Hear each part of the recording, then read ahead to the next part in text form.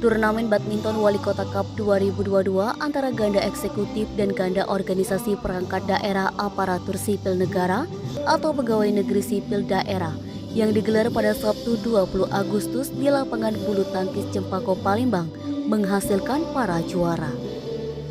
Adapun pemenang dari kategori klub ganda eksekutif yakni Kecamatan Ilir Timur 2 juara 1, Kecamatan Ilir Barat 2 juara 2, dan juara 3 bersama Setda Kota Palembang serta BPPD.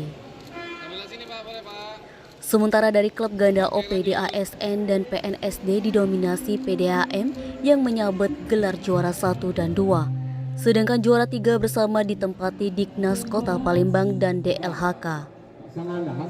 Kepala Dinas Pemuda dan Olahraga Kota Palembang Isnaini Madani mengucapkan selamat kepada klub yang telah berhasil keluar sebagai juara 1 pada gelaran turnamen badminton Wali Kota Cup 2022. Melalui turnamen ini, Isnaini Madani berharap dapat menumbuhkan serta menjunjung tinggi jiwa sportivitas yang tentunya dapat menjadi salah satu modal utama dalam menjalankan tugas sebagai aparatur sipil negara yang berintegritas.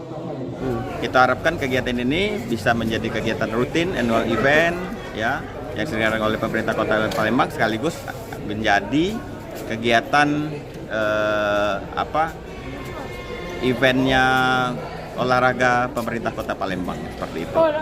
Dan kita berharap kegiatan ini juga hasilnya akan menambah kekompakan, ya, silaturahim akan semakin terjaga, ya, yang akhirnya akan meningkatkan kinerja seluruhan dari jajaran pemerintah Kota Palembang.